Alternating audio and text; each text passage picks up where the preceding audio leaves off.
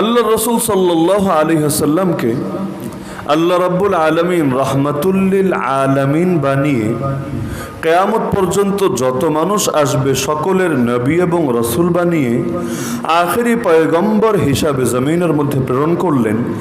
তাকে শুধুমাত্র সৌদি আরবের জন্য পাঠান নাই, শুধু মক্কা মদিনার জন্য পাঠান নাই, শুধু তায়েফের জন্য পাঠান নাই। আল্লাহ রসুল সাল্লাল্লাহু আলাইহি ওয়াসাল্লাম আল্লাহ তাআলা তাকে পাঠালেন সমগ্র বিশ্বের মানুষের জন্য বাশীরা ওয়া নাযীরা, সুসংবাদদাতা হিসাবে এবং সতর্ককারী হিসাবে। অর্থাৎ দুনিয়ার মধ্যে যত মানুষ আছে তার জামানাতে এবং যত মানুষ আসবে কিয়ামতের আগ পর্যন্ত সকলকে সুসংবাদ শোনাবেন তিনি, সকলকে সতর্ক করবেন তিনি। কারণ সকলের নবী তিনি, সকলের রসুল তিনি। তার দ্বারা নবুয়তের দরজা বন্ধ হয়ে গিয়েছে। এখন 100 বছরই যাক, 1000 বছরই যাক, 1500 বছরই যাক, যতকাল যায় যাক, আর কোনো নবীও আসবে না, আর কোনো রসুলও আসবে না, আর কেউ এসে নতুন করে নবী হিসাবে সংস্কারও করবে না, না আর কোনো কিতাব নাজিল হবে, না আর কোনো দিন এবং শরীয়ত আসবে। তো আল্লাহ রাব্বুল আলামিন তাকে পাঠালেনই কিয়ামত পর্যন্ত সকল মানুষের নবী এবং রসুল বানিয়ে তিনি আসলেন। তার উপর ওহী নাজিলের আনুষ্ঠানিক ধারা সূচনা হলো 40 বছর বয়সে। তিনি ওফাত বরণ করলেন 63 বছর বয়সে। মাঝখানে 23টা বছর, এই 23টা বছরের মধ্যে প্রথমে মদিনার বুকে ইসলাম জিন্দা করলেন, এরপর মক্কায় ইসলাম জিন্দা করলেন, তারপর আশপাশের অনেকগুলো এলাকাতেও ইসলাম জিন্দা করলেন। এরপর আল্লাহর ডাকে সাড়া দিয়ে আল্লাহর মেহমান হয়ে গেলেন। বাহ্যিকভাবে মনে হয় কাজ তো এখনো বিশালটাই বাকি রয়ে গেছে। কারণ আল্লাহ নবী মদিনা ইসলাম জিন্দা করলেন, কথা সহি। মক্কা ইসলাম জিন্দা করলেন, কথা সহি। তায়েফের বুকে ইসলাম জিন্দা করলেন, কথা সহি। কিন্তু হিন্দুস্তানের জমিনের কি হবে, ইউরোপের কি হবে, আমেরিকার কি হবে, আফগানিস্তানের কি হবে, পারস্যের কি হবে, ইরাক ইরানের কি হবে, দুনিয়ার যে আরো বহুত অঞ্চল রয়ে গেছে এগুলোর কি হবে? আর যুগ তো শেষ না, 100 বছর পর কি হবে, 1000 বছর পর কি হবে, কিয়ামতের একদিন আগে যে মানুষটা আসবে তারও বা কি হবে? বিশাল মিশন তো বাকি। ইলমে মিশন, আমলি মিশন দুটোই বাকি। ইলমে মিশন হলো প্রতিটা ঘরে ঘরে কালেমার দাওয়াত পৌঁছাতে হবে। এমন একজন মানুষও যাতে না থাকে কিয়ামতের দিন যে আল্লাহর সামনে দাঁড়িয়ে বিচার দিবে, মা জাআনা মিন বাশীরি ওয়ালা নাযীর, হে আল্লাহ আমার কাছে কোনো সুসংবাদদাতাও আসে নাই, কোনো সতর্ককারীও আসে নাই। কারণ আল্লাহ নবী পাঠান কেন, রাসূল পাঠান কেন? কোরআনে বলে দিয়েছেন, লিআল্লা ইয়াকুনা লিন-নাসি আলাল্লাহি হুজ্জা বা'দার রাসূল।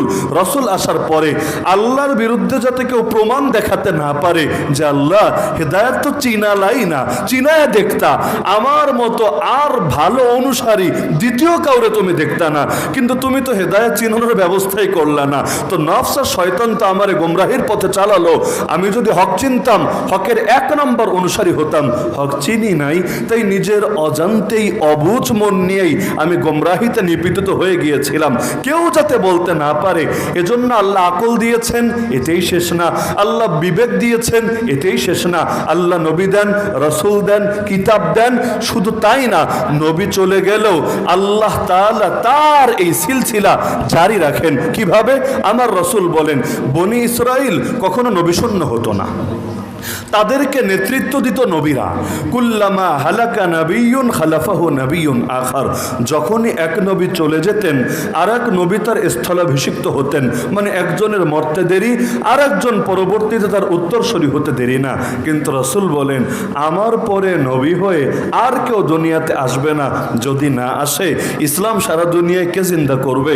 যদি না আসে, যখনই ফিতনা ঢুকবে, ফিতনার গলা টিপে সেই ফিতনাকে নিধন করবে কে? রব্বুল আলামিন। এর জন্য সর্বপ্রথম যে কাফেলাকে নির্বাচন করলেন তাদের নামই সাহাবা, যাদের শিক্ষক স্বয়ং মুহাম্মদুর রাসূলুল্লাহ। সবাই দুরূদ পড়েন সাল্লাল্লাহু আলাইহি ওয়াসাল্লাম। রাসূলকে শেখালেন আল্লাহ। রাসূলের দুনিয়ায় কোনো টিচার ছিল না, না জেনারেল লাইনের টিচার, না ধর্মীয় লাইনের টিচার। রাসূল বলেন, আল্লামানি রাব্বি ফাআহসানা তালিমি, আমার রব আমাকে ইলম শিখিয়েছেন, বড় উত্তম ভাবে আমাকে ইলম শিখিয়েছেন। ওয়া আদাবানি রাব্বি ফাআহসানা তাদিবি, শুধু ইলম না, আমার রবই আমাকে আদব শিখিয়েছেন, বড় উত্তম ভাবে তিনি আমাকে আদব শিখিয়েছেন।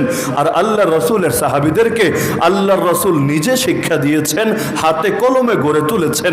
তো নবী আবার সাহাবী, নবী থাকতে সাহাবী লাগে কেন, বা নবী থাকতে সাহাবীর প্রয়োজনটা কি? প্রয়োজন হলো আল্লাহর নবী সাল্লাল্লাহু আলাইহি ওয়াসাল্লাম তিনি তো আল্লাহর দ্বারা প্রতিটা মুহূর্তে পরিচালিত, তাকে গাইড করেন আল্লাহ, পরিচালনা করেন আল্লাহ।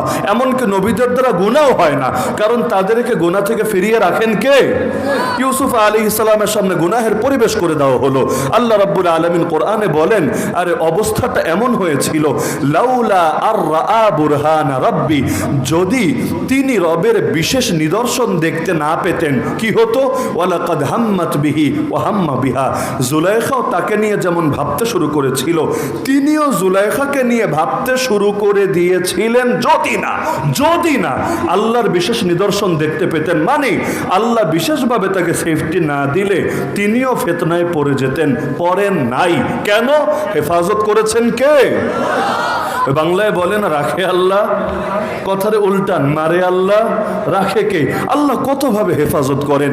মানুষ কোনো ওজর নাই, সিঁড়ি থেকে পড়ে গিয়ে মরে যাচ্ছে। আবার এই আন্দোলনে আপনারা এমনও দেখেছেন, ছয়টা গুলি করেছে, গুলি খেয়েও আল্লাহর বান্দা দিব্যি বেঁচে আছে। দুনিয়া সবাই ভেবেছে শেষ, ইন্নালিল্লাহ পড়া শেষ, কিন্তু দেখা গেল মরে নাই, এখনো বেঁচে আছে। তো বাঁচানোর মালিকও আল্লাহ, মারার মালিকও আল্লাহ। একইভাবে নেক আমল করি, এটাও আল্লাহর তৌফিকে, গুনাহ থেকে বাঁচি, এটাও আল্লাহর তৌফিকে। এজন্য আমাদেরকে দোয়া শেখানো হয়েছে, লা হাওলা ওয়ালা কুওয়াতা ইল্লা বিল্লাহ। আল্লাহর তৌফিক ছাড়া না গুনাহ ছাড়া যায়, আল্লাহর তৌফিক ছাড়া না নেক আমল করা যায়। হাদিসে বলা হয়েছে এই বাক্যটা কানজুম মিন কুনুজিল জান্নাহ, জান্নাতের রত্ন ভাণ্ডারের মধ্য থেকে একটা রত্ন ভাণ্ডার। তার মানে যে এই বাক্যটা পড়লো সে জান্নাতের এক রত্ন ভাণ্ডার হাসিল করে ফেললো। আল্লাহ রসুল সাল্লাল্লাহু আলাইহি ওয়াসাল্লামের সাহাবীরা তারা তো মাসুম না। আল্লাহ তাআলা নবীদেরকে যেমন মাসুম বানিয়েছেন, সাহাবীরা কি মাসুম?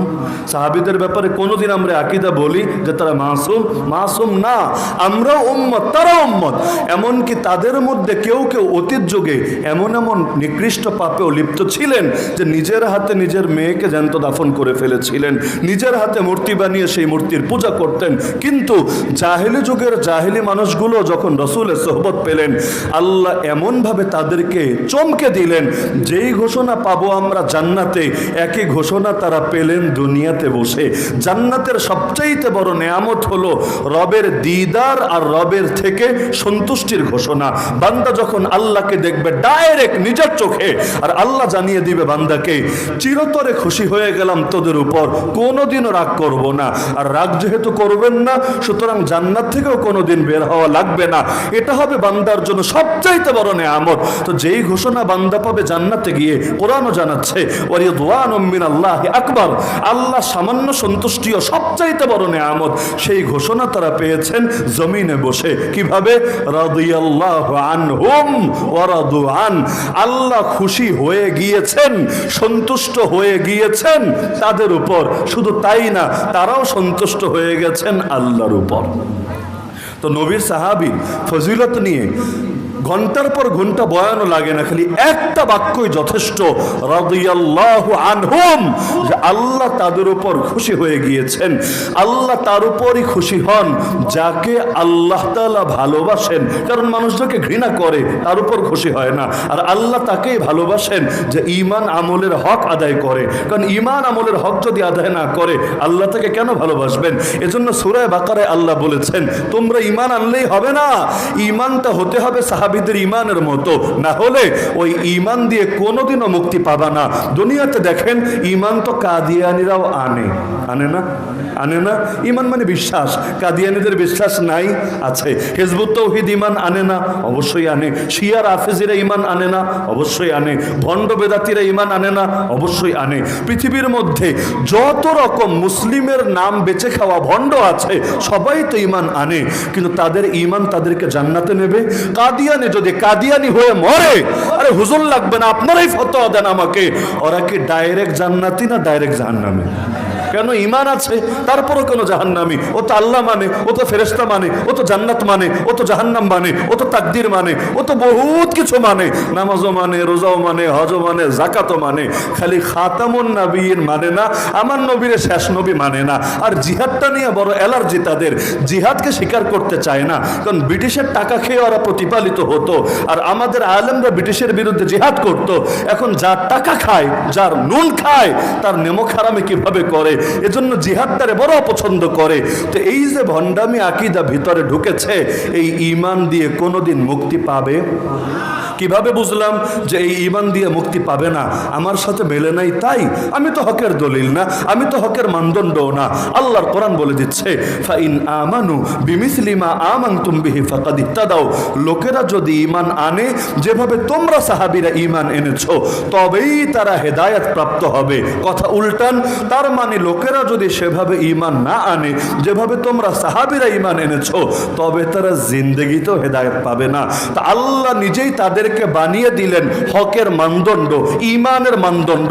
যে ঈমান তাদের ঈমানের মতো হবে না, ওই ঈমান কবুল না। যে আমল তাদের আমলের মতো হবে না, ওই আমল কবুল না। যে আখলাক তাদের আখলাকের মতো হবে না, ওই আখলাক কবুল না। যেই ব্যক্তির জিন্দেগি তাদের জিন্দেগির মতো হবে না, সেটা কবুল না। যেই সমাজ সাহাবীওয়ালা সমাজের মতো হবে না, সেই সমাজ কবুল না। তো যে কোনো কাজ যেটা আল্লাহ নবীর সাহাবীদের সাথে মিলবে না, ঈমানের নজরে দেখলে সেটার 2 পয়সা দামও থাকবে না। এই যে রবিউল আউয়াল মাস এসেছে, কত মানুষ কত কিছু করবে।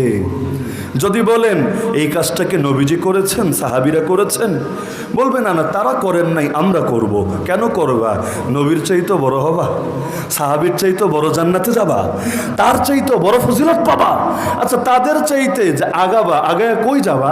1 নম্বরের উপরে আমার জানা মতে কিচ্ছু নেই, 3-এর উপরে 2, 2-এর উপর 1। আমরা যখন পরীক্ষার পুরস্কার দিই 3 নম্বর থেকে আগে শুরু করি, যে 3 নম্বরের নাম আগে ঘোষণা করি, এসে পুরস্কার নাই, মনে করেন এই সাইজ। 2 নম্বরের নাম ঘোষণা করি, এসে পুরস্কার নাই, মনে করেন এই সাইজ। 1 নম্বরের নাম ঘোষণা করি সবার শেষে, চ্যাম্পিয়ন সবার শেষে, তার জন্য থাকে এই সাইজ। এখন কেউ বলল আমি 1 নম্বরের উপরে যাব, তো 1 নম্বরের উপরে আছে আমার জানা মতে 0 আন্ডা। 1-এর উপরে আর কিছু আছে নাকি? 1-এর উপরে গেলে তো 0। তো আল্লাহ রাসূল এবং তার সাহাবীরা যাদেরকে 1 নম্বর ঘোষণা করেছেন স্বয়ং আল্লাহ। আমাদের পরিচয় আহলে সুন্নাত ওয়াল জামাত। মানে কি? সুন্নাত মানে নবীর আদর্শ, আর জামাত মানে সাহাবীদের জামাত, সাহাবীদের দল। তো আহলে সুন্নাত ওয়াল জামাত মানে কি?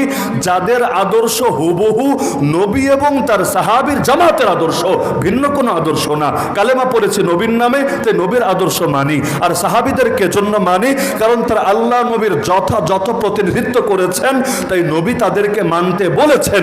নবী বলেছেন যখনই উম্মতের মধ্যে ইখতিলাফ হবে, ফাআলাইকুম বিসুন্নতি ওয়া সুন্নাতিল খুলাফাইর রাশিদিন আল মাহদিয়িন। তোমরা দেখবা না তোমার পীর কি করে, তোমরা দেখবা না তোমার নেত্রী কি করে, তোমরা দেখবা না তোমার দলের লোকেরা কি করে, তোমরা দেখবা না অমুক আর তমুক কি করে, তোমরা দেখবা আমি নবী কি করতাম আর আমার পরে খুলাফায়ে রাশিদিন কি করত। তো নবী বলেছেন তাকেও ধরতে, নবী বলেছেন তার সাহাবীদেরকেও ধরতে। কেউ যদি বলে নবী ধরবো, সাহাবী ধরবো না, আসলে সে নবীরাও ধরে নাই, কারণ নবী যারে ধরতে বলেছেন তারে না ধরা মানে নবীরই না ধরা। তো এর বাইরে নবী তো কাউকে মানদণ্ড বানান নাই। রবিউল আউয়াল মাস আসলে এমন এমন আমল করবে সাহাবীরা করেন নাই। যদি বলেন সাহাবীরা করেন নাই, কেন করছো? দলিল কি? বলবে ইশকের জন্য দলিল লাগে না, ইশকের জন্য সহি দিল থাকলেই চলে। কঠিন যুক্তি। ইশকের জন্য, মহাব্বতের জন্য সহি দলিল লাগে না, সহি দিল থাকলেই চলে। আরে তোর দিল কেমন দিল রে পাগলা? এই দিলটা তো খুলে জাদুঘরে সাজিয়ে রাখা লাগে। যেই দিল নবীর সাহাবীদেরকে টপকে এগিয়ে গিয়েছে, তারা যা বোঝে নাই সেটা বুঝে উল্টে ফেলেছে। ইসলাম আল্লাহ পরিপূর্ণ করেছেন, তার মানে ইসলামে কোনটা ফরজ, কোনটা ওয়াজিব, কোনটা সুন্নাত, কোনটা মুস্তাহাব, কোনটা নাজায়েজ, কোনটা হারাম, সব আল্লাহ তাআলা নিজেই পূর্ণ করে দিয়েছেন। রাসূল সব পৌঁছে গিয়েছেন। বিদায় হজের ভাষণে আমার নবী 1.5 লক্ষ মানুষকে জিজ্ঞাসা করেছেন আলা হাল বাল্লাগতু, 3 বার প্রশ্ন করেছেন, শোনো আমি কি সব পৌঁছে দিয়েছি, শোনো আমি কি সব পৌঁছে দিয়েছি, শোনো আমি কি সব পৌঁছে দিয়েছি। 1.5 লক্ষ মানুষ একসঙ্গে চিৎকার করে উঠেছে, অবশ্যই আপনি আল্লাহর রাসূল আল্লাহর সব বিধান পৌঁছে দিয়েছেন। নবী আসমানের দিকে তাকিয়ে বলেন আল্লাহুম্মা ফাশহাদ, হে আল্লাহ আপনি সাক্ষী থাকেন, আপনার বান্দারাও বলছে আমি কিছু লুকাই নাই, কিছু গোপন করি নাই, সব পৌঁছে দিয়েছি। তা আমার নবী সব পৌঁছে দিয়েছেন, সাহাবীরাও এটা স্বীকার করেছেন, নবী আল্লাহকেও সাক্ষী বানিয়েছেন। আপনি এসে বলেন না না এই কাজটা উত্তম, এটা সুন্নত, এটা মুস্তাহাব। যদিও নবী বুঝেন নাই, সাহাবীরা বুঝেন নাই, আমি বুঝে উল্টে ফেলেছি, তাহলে আপনারে জাদুঘরে রাখা হবে না তো কারে হবে? আপনাকে তো স্পেশালভাবে জাদুঘরে ফেরাউনের মতো করে রেখে দেওয়া লাগবে যুগের পর যুগ যুগ ধরে। শহীদিল আর শহীদিল আর শহীদিল বলবেন পর্দা করো, কার সাথে? দেবরের সাথে পর্দা, শালীর সাথে পর্দা, আরো যারা আছে ঘরে থাকে, কিন্তু ইসলাম বলেছে এদের ব্যাপারে পর্দা করা লাগবে, পর্দা করো। কি দলিল দিবে জানেন? আমাদের মন এত খারাপ না। দেবর হলো ছোট ভাইয়ের মতো, শালী হলো ছোট বোন, কিউটি বোন, সুইটি বোনের মতো। আমাদের মনে হুজুর এত জেলাপির পেস নাই, এগুলো আপনাদের মন খারাপ, এজন্য আপনারা সবাই খারাপ ভাবেন, তাই বড় বড় ডায়লগ মারেন।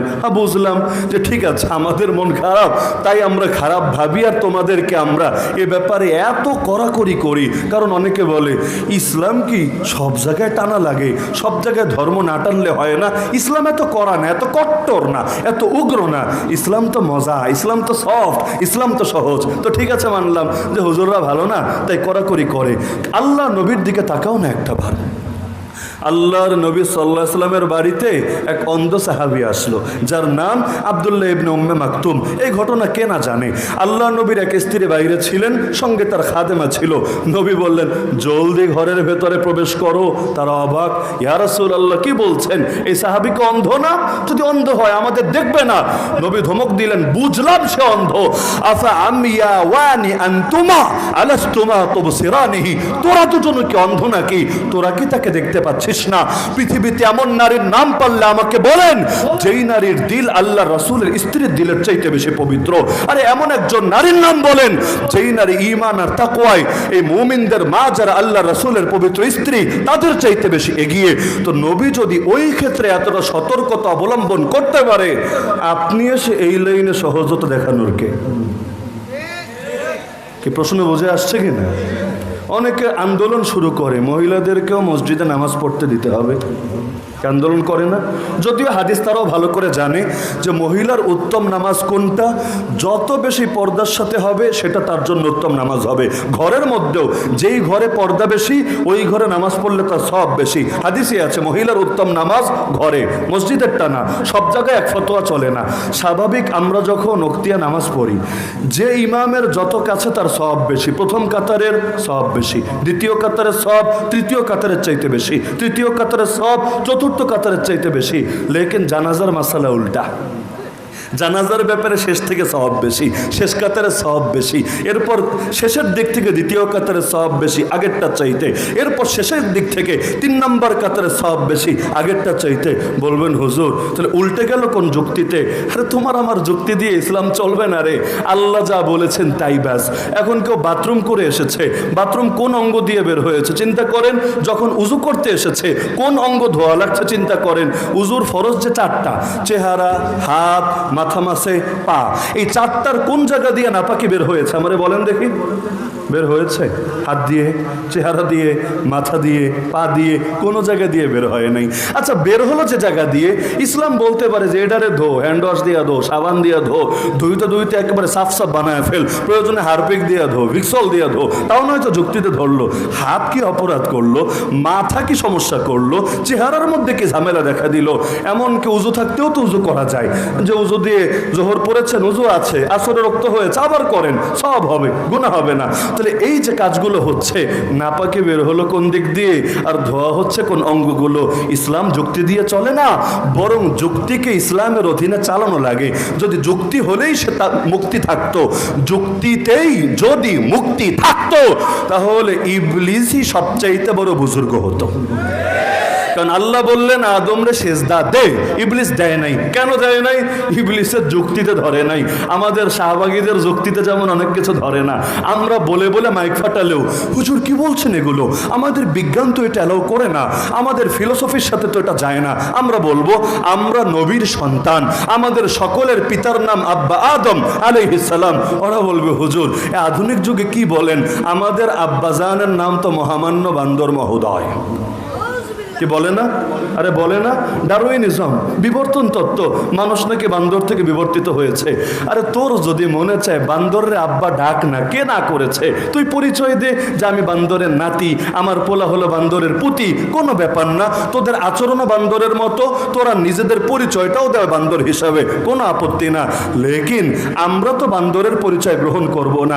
বিজ্ঞানের নামে বললেও না, উন্নয়নের নামে বললেও না, যত সুন্দর নাম লাগাও, তোমাদের এই নামের 2 পয়সা দামও আমাদের কাছে থাকবে না। বৃক্ষ তোমার নাম কি? কেউ আছে কথায় কথায় মুক্তিযুদ্ধের চেতনা, কথায় কথায় দেশপ্রেম দেশপ্রেম, কথায় কথায় উন্নয়ন উন্নয়ন উন্নয়ন উন্নয়ন। আর যদি কোনো দুঃখের কথা বলা হয়, অমুক মায়ের কোল খালি হয়েছে, অমুক বাবার চোখ থেকে অশ্রু ঝরছে, অমুক মানুষটা গুম হয়ে বছরের পর বছর আছে, বেঁচে আছে না মরে গেছে এক আল্লাহ ছাড়া কেউ জানে না। যেমন ধরেন আমাদের সিলেটের ইলিয়াস আলী, বেঁচে আছে না মরে গেছে আল্লাহ ছাড়া কেউ জানে না। কত আলেম বছরের পর বছর কারাগারে দিন কাটাচ্ছে, বাপ মরেছে জানাজায় আসতে পারে না, বাচ্চাটা অসুস্থ হয়ে আছে, কিছুই তার করার থাকে না। যখনই কষ্টের কথা নিয়ে উপস্থাপন করা হয়, ব্যাস লেভেল একটা লাগিয়ে দেওয়া হয়, স্বজন হারানোর বেদনা আমার চাইতে কে ভালো জানে। আরে তোর স্বজন হারিয়ে গেছে তাতে কি, তাই বলে আর একজনের কষ্টকে এটা দিয়ে ঢেকে দিতে হবে? তো যুক্তিতে মুক্তি নাকি অনুসরণে মুক্তি? যুক্তিতেই যদি মুক্তি থাকতো, ইবলিসের চাইতে বড় যুক্তিবাদী কে ছিল? আল্লাহর সামনে যুক্তি দেখিয়েছে, আল্লাহ আমি আগুনের তৈরি, আদম মাটির তৈরি, মাটি নিচে থাকবে, আগুন উপরে থাকবে। তো তাতে কি হয়েছে? তোর যুক্তি চলবে না আল্লাহর বিধানের সামনে। আল্লাহ যা বলবেন ব্যাস এটাই চূড়ান্ত, ভালো লাগলেও চূড়ান্ত, মন্দ লাগলেও চূড়ান্ত।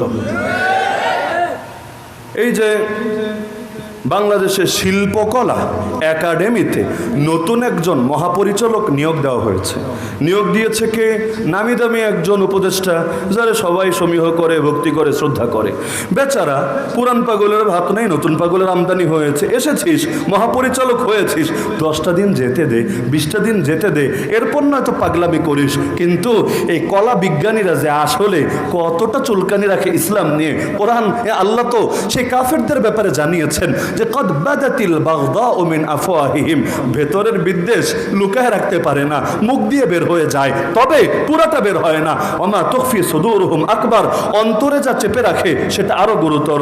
ক্ষমতায় এসে মহাপরিচালক হয়ে বলেছে 2024-এ নারীদের বোরকা পরার কি দরকার পড়েছে? তাহলে কত সাল পর্যন্ত বোরকা পড়তে হবে? বোরকার এক্সপায়ার ডেট কত? 1999 নাকি 2000 না 2014 না 2018? এক্সপায়ার ডেট কি রে ভাই? 2024-এ কি 1924-এ কি আর 3024-এ কি? বোরকার সম্পর্ক তো যতদিন না কেয়ামত আসবে ততদিনের সাথে। এখানে যুগ সামনে গেলেই কি আর যুগ পেছনে থাকলেই কি? 2024-ও কিছু না, 1924-ও কিছু না, কিন্তু আপত্তি করছে 2024-এ নারীদের বোরকা পরার দরকারটা কি? আরে যে বোরকা পরে তার কষ্ট লাগে না, তুই তো পুরুষ মানুষ, তুই তো বোরকা পরিস না, তোর এত জলে কোন দুঃখে রে? নাকি বোরকা পরলে নিজের চাহিদা পূরণ করা যায় না, এজন্য আগুন জ্বলতে থাকে ভেতরে দাউ দাউ করে? না হলে কথা তো ঘুরিয়েও বলা যায়, কথাটা ঘুরিয়ে আরো সুন্দরভাবে বলা যায় 2024-এ শার্ট প্যান্ট পরার দরকার কি? 2024-এ পুরুষ মানুষের নিজেদের অঙ্গ ঢেকে রাখার দরকার কি? তুমি নারীর বোরকা নিয়ে টান দিবা আর তোমার জামা প্যান্ট নিয়ে কেউ টান দিতে পারবে না, এটা তো হবে না। টানাটানি চললে দুই দিক থেকেই চলুক। বেচারার নাম আবার সৈয়দ জামিল আহমেদ, সুন্দর নাম, সৈয়দ নবীর বংশের নাম লাগিয়েছে, জামিল শব্দের তো সুন্দর, সুন্দর, ওয়ান্ডারফুল, বিউটিফুল। আর আহমেদ, আহমেদ বলতে কোনো শব্দ নাই, শব্দ হলো আহমাদ। আমার নবীর নাম আহমাদ, তার নাম আহমেদ। কেন? দিলটাও বাঁকা, নামটাও হয়ে গেছে বাঁকা। তো বেচারার নামই হলো জামিল, সুন্দর, ভালো কথা। তো তোমার নামই যখন সুন্দর, নিজের সৌন্দর্য জাতিরে দেখাও না, ল্যাংটা হয়ে শাহবাগে গিয়ে 2-4টা ফটোশুট করে ফেসবুকে ইউটিউবে ছাড়ো না। কারণ নারীর বোরকা পরলে তোমার ভাল লাগে না, তোমারও এত এত কাপড় চোপড়ে দেখতে আমাদের ভাল লাগে না। ওই শ্রীলঙ্কার নেতারা যেমন পাবলিকের মায়ের খেয়ে গায়ের কাপড়ও গায়ে রাখতে পারে নাই, এই সমস্ত ভণ্ড যারা ইসলাম নিয়ে কটূক্তি করে, এদেরও এমন পরিণতি হতে বেশি দিন লাগবে না। ক্ষমতা নিয়ে যারা গর্ব করেছে, দেখেন না কি অবস্থা হয়েছে। পাবলিক পেলে কেউ ডিম মারে, কেউ জিনিসপাতি পর্যন্ত ফাটিয়ে ছাড়ে, এমনকি বর্ডার ক্রস করে পর্যন্ত লাভ হয় না। কলাপাতায় শুয়ে থাকলেও পাবলিক টেনে এনে লাল গুদামে পর্যন্ত ভরে ছাড়ে। তো ইসলাম নিয়ে ফাইজলামি করে লাভ নাই। কত টাকলু এলো আর গেল, ইসলাম নিয়ে কতজন কত ছিনিমিনি খেলতে চাইলো। যারাই ইসলাম নিভাতে এসেছে আল্লাহ ওদেরই নিভিয়ে দিয়েছেন। তো বেচারা এক কটূক্তি করেছে পর্দা নিয়ে, দ্বিতীয় কটূক্তি করেছে এই যে ওয়াজ মাহফিল নিয়ে। ওয়াজ মাহফিলের বিরুদ্ধে নাটককে জোরদার করতে হবে। তো কি হবে? নাটক না সিনেমা জোরদার করো, সিনেমা না প্রয়োজনে পর্নোগ্রাফি জোরদার করো, তা না এর চাইতে খারাপ জিনিস জোরদার করো। ভেবেছো অন্ধকার দিয়ে আলো নিভিয়ে দিবা? পারবা না। অন্ধকার যত ঘন বানাও না কেন, আলো জ্বলতে দেরি, অন্ধকার লেজ গুটিয়ে পালাতে দেরি হবে না। আলহামদুলিল্লাহ সুম্মা আলহামদুলিল্লাহ। আমি মাদ্রাসার কথা বলবো না, আমি দ্বীনি প্রতিষ্ঠানগুলোর কথা বলবো না, কলেজ ভার্সিটির আমার ছেলেদের মধ্যে যেই পরিমাণ দ্বীনি জাগরণ, ইমানে জাগরণ শুরু হয়েছে, পৃথিবীর কোন অপশক্তি এটা থামাতে পারবে না। ওরা ইসলামের বিরুদ্ধে প্রপাগান্ডা যত বাড়াচ্ছে, আল্লাহ ওদের ঘর থেকেই দ্বীনের সৈনিক তত বেশি তৈরি করে দিচ্ছে। নেতারা ওমরে পাঠায়, যা কল্লা কেটে নিয়ে আয় রাসূলের। পাগলটাকে জানতো যে কল্লা কাটার জন্য যে যাচ্ছে, কল্লা কেটে আসবে না, বরং নিজের কল্লাটাও রাসূলের জন্য উৎসর্গ করে আসবে। আরে পাঠালো যে কিছুক্ষণ পরই মনে হয় ইসলামের নাম নিশানা হারিয়ে যাবে। আল্লাহর কি কুদরত! আল্লাহ ওমরে এমন ভাবে ঘোরালেন, নবী বলেন আমার পরে যদি কেউ নবী হতো, লাউ কানা বাদি নাবিয়্যুন লাকানা ওমর, তাহলে ওমরই সেই নবী হতো। তাহলে লাভ করলো না ক্ষতি করলো? নিজেদেরই তো ক্ষতি করলো। কি দরকার ছিল আল্লাহ নবীর বিরুদ্ধে এত উস্কে দেওয়া? একজন নবীর পিছু নিল, নবীরে ধরিয়ে দিয়ে 100 উট পাবে। আরে 100 উটের লোভে নবীর পিছু নিতে নিতে এক পর্যায়ে আল্লাহ নবীর চেহারা মোবারক দেখে, নবীর জবান থেকে দ্বীনের কথা, কোরআনের কথা শুনে এমন প্রভাবিত হওয়া হলো, নিজের জাহেলিয়াত আর কুফুর আর শিরিক নিমেষেই সব ভুলে গেল। তাহলে ইসলামকে কেউ নিভাতে পারে? এই যে এত আলেম ওলামার উপর জুলুম হয়েছে, নির্যাতন হয়েছে, বছরের পর বছর কতজন জেলে থেকেছে, কেউ জেল থেকে লাশ হয়ে বের হয়েছে, এতে ইসলামের নাম নিশানা তো হারিয়ে গিয়েছে নাকি? বরঞ্চ আমার দিল বলে যতবার জুলুম হয়েছে ততবার ইমানের দরিয়ায় জোশ পয়দা হয়েছে। মানুষ যত চেয়েছে তাদের ভেতর থেকে ইমানের জজবা কমিয়ে দিতে। যেমন জিহাদ শব্দকে বাংলাদেশে এক সময় অঘোষিতভাবে নিষিদ্ধ করা হয়েছিল, কাউকে গ্রেফতার করে সামনে 2-4টা বই রেখে, তাও কি সব বই? কখনো ফাজাইলে আমল, কখনো হেকায়েত সাহাবা, কখনো রাসূলের জীবনী, আবার কখনো এসো আরবি শিখি, এই টাইপের বই সামনে রেখেও লিখে দিত জিহাদি বই। মানে জিহাদি বই পাওয়া গিয়েছে তাই জঙ্গিবাদের মামলায় তাকে লালগুদামে ভরা হয়েছে। মানে জিহাদ খুব খারাপ জিনিস, জিহাদি বই থাকবে মানে ওরে জেলে যেতে হবেই হবে। আল্লাহর কি কুদরত, আল্লাহর কি কুদরত! এখন কলেজ ভার্সিটির ছেলেরা পর্যন্ত কালেমার পতাকা নিয়ে রাস্তায় মিছিল করে। এমনকি শুধু মিছিলই না, শুধু নারায়ে তাকবীরই না, সাবিলুনা সাবিলুনা আল জিহাদ আল জিহাদের স্লোগান দিয়ে পর্যন্ত বাতিলের মসনদকে থরথর করে কাঁপিয়ে ছাড়ে। তাহলে ইসলামের সঙ্গে টক্কর দেওয়ার সাধ্য কারো আছে? আরে সাধ্য কারো আছে? তাহলে সহি দিল থাকলেই চলবে, সহি দলিল লাগবে না। এই কথা নবীওয়ালা কথা, সাহাবিওয়ালা কথা, না ইবলিসওয়ালা কথা? আরে কার কথা? আমাদের অনুসরণেই মুক্তি, এত যুক্তি টুক্তি লাগবে না। আরে যুক্তিতেই যদি মুক্তি থাকতো, একটাবার চিন্তা করেন, নামাজ বেশি পড়লে সওয়াব হতো না? অবশ্যই। ফজরের নামাজ আগামীকাল থেকে ফরজ, 2 রাকাতের জায়গায় 4 রাকাত পড়বেন, নাকি কয়টা করে বেশি হবে? বলবেন হুজুর নামাজই তো পড়বো, সিনেমা তো আর দেখবো না। নামাজ যত পড়বো তত নাকি? এই যুক্তি দিয়ে কাজ হবে? দিনে 3টা টাইম নামাজ পড়া হারাম, জানেন তো আপনারা? যখন সূর্য ডোবে, যখন ওঠে, যখন ঠিক মাথার উপর থাকে, কালকে থেকে শুরু করে দেন এই 3 টাইমে নামাজ পড়া। আর কেউ কিছু জিজ্ঞাসা করলে বলবেন আমি নামাজ পড়লে তোর কেন জ্বলে, তুই কি ওয়াহাবি, তুই কি খারেজি, এরকম ডায়লগ মারেন। মায়ের একটাও নিচে পড়বে না, পাবলিক এমন মারা মারবে, 2-1টা নিচে পড়লে এটা উঠে হাদিয়া দিয়ে দেবে। বছরে কিছুদিন এমন আছে রোজা রাখলে সওয়াব হয় না, উল্টা গুনাহ হয়। রমজানের ঈদের দিন রোজা রাখলে কয় নাকি? কোরবানির ঈদের দিন রোজা রাখলে কয় নাকি? কোরবানির ঈদের পরের 3 দিন রোজা রাখলে কয় নাকি? রাখবেন রোজা, উল্টা গুনাহ হবে। কেন? সব জায়গায় যুক্তি চলে না। বিয়ে শাদী না করলে কত ভালো, ব্যস্ততা নাই, অত পয়সা পাতির চিন্তা নাই, আরে টাইম ফ্রি আর ফ্রি, ধুমায়া কামাবেন আর অল্প কামালেই চলবে, বাকি টাইম এলেম শিখবেন, আমল করবেন, দাওয়াত দিবেন, জিহাদ করবেন, দুনিয়া উল্টো ফেলবেন, মনে হবে খুব ভালো। কিন্তু নবী বলেছেন বিয়ে করলো ঈমানকে পরিপূর্ণ করলো, বিয়ে করলো না ঈমান পরিপূর্ণ কিভাবে হবে তার? এমনকি কেউ যদি মুখ ফিরিয়ে নেয় আমি সন্ন্যাসী হব, আমি রাজকুমার সঙ্গে, আমি চিরকুমার সঙ্গে সভাপতি হব, নবী জানিয়ে দিয়েছেন যে আমার সুন্নাত থেকে মুখ ফিরিয়ে নিবে ও আমার উম্মতি না। তাহলে যুক্তি দিয়ে ইসলাম চলবে? আলী রাদিয়াল্লাহু আনহু বলেন লাউ কানা দীনু বিররাই, ইসলাম যদি যুক্তি দিয়েই চলতো লাকান আসফালুল খুফি আওলা বিল মাসহি মিন আলাহু। শীতের দিন আমরা যে চামড়ার মোজা পরি, তিনি বলছেন এই মোজার নিচ দিয়ে মাসেহ করাটাই যুক্তির দাবি ছিল, উপর দিয়ে মাসেহ করা না। কারণ হাঁটলে ময়লা কি মোজার নিচে লাগে না উপরে লাগে? নাসিরনগরে উপরে লাগে ময়লা নাকি নিচে লাগে?